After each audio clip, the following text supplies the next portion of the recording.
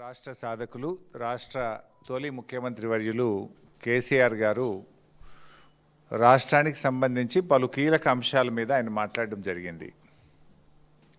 సరే, ఒక బాధ్యతాయుతమైనటువంటి ప్రభుత్వం దాని మీద వారు లేవనెత్తినటువంటి అనేక అంశాలను అయితే నివృత్తి చేయాలి, లేదా వాటి మీద చర్చించి సవరించుకోవాలి, సరి అయిన వివరణ ప్రజలకు ఇవ్వాలి. నిన్న రేవంత్ రెడ్డి గారు అంటే ఎంత మరుగుజ్జు మనస్తత్వం అంటే, కేసీఆర్ గారు 7ంటికి ప్రెస్ మీట్ అయితే ఆయన 9 గంటలకు రాత్రి 9:30కి ఇంట్లో చిట్చాటు పెట్టడం అంటేనే ఆయన ఎంత సంకుచిత మనస్తత్వంతో, ఎంత మరుగుజ్జు మనస్తత్వంతో ఆయన గారు ముఖ్యమంత్రి పనిచేస్తుండో మనకు అర్థమవుతూ ఉంది. సరే, అది ఆయన విజ్ఞత, ఆయనకు వదిలేస్తాం.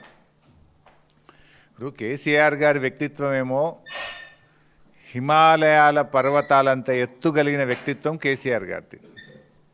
రేవంత్ రెడ్డిది ఏమైపోయిందంటే ఒక మరుగుజ్జు మనస్తత్వం, సంకుచిత భావాలు కలిగినటువంటి వ్యక్తి.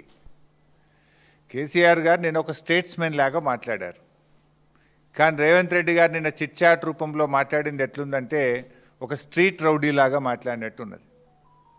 సో ఒక గల్లీ గుండా ఓ దాదా మాట్లాడినట్టుగా ఒక స్ట్రీట్ రౌడీ లాగా రేవంత్ రెడ్డి గారు మాట్లాడారు. ఇంత చిల్లరగా మాట్లాడతారా? ఆయన కేసీఆర్ గారు చాలా గొప్పగా ఆయన మాట్లాడుతూ ఒక మాట అన్నారు, తెలంగాణకు నొక్కుబడనీయను అన్నాడు. తెలంగాణకు నొక్కుబడనీయను అని కేసీఆర్ గారు అంటే ఈ ముఖ్యమంత్రికి, ఈ సాగునీటి మంత్రికి ఎందుకంత నొప్పి కలిగిందో నాకు అర్థమవుతలేదు. ఎందుకంటే తప్పు చేసింది కనుక మీకు నొప్పి కలిగింది, రాష్ట్రానికి మీరు అన్యాయం చేసింది కనుక, సురుకు దలిగింది కనుక, మీరు సమాధానం లేదు కనుక ఫ్రస్ట్రేషన్లో ఆ చిల్లర మాటలు మాట్లాడినారు. కేసీఆర్ గారి వ్యాఖ్యలతో రేవంత్ రెడ్డి తెలంగాణ ద్రోహిగా నిన్న స్పష్టంగా రాష్ట్ర ప్రజల ముందు కేసీఆర్ గారు నిలబెట్టారు. ఉత్తమ్ కుమార్ రెడ్డి గారు ఉత్తర కుమారుడుగా నిన్న తేలిపోయినటువంటి పరిస్థితి. ఇప్పుడు అనేక అంశాలు మాట్లాడిన నిన్న కేసీఆర్ గారు.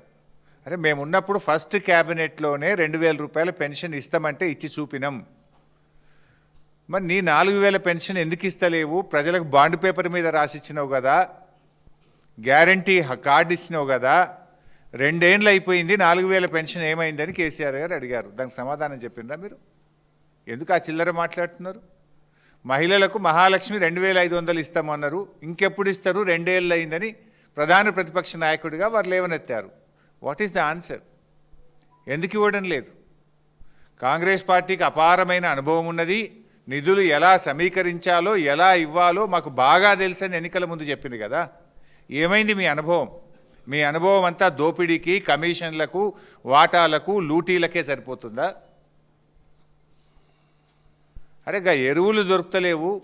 బీఆర్ఎస్ ఉన్నప్పుడు ఆటో డ్రైవర్కి ఫోన్ చేస్తే ఇంటికాడ ఎరువుల బస్తాలు దించిపోయినరు, బాయికాడ దించిపోయినరు. కాంగ్రెస్ వచ్చినాక మళ్ళీ చెప్పుల లైన్లో పెట్టే పరిస్థితి వచ్చింది. మళ్ళీ యాపులేంది, మ్యాపులేంది, రైతులను ఎందుకు గోసబెడుతున్నారు అని కేసీఆర్ గారు మాట్లాడారు.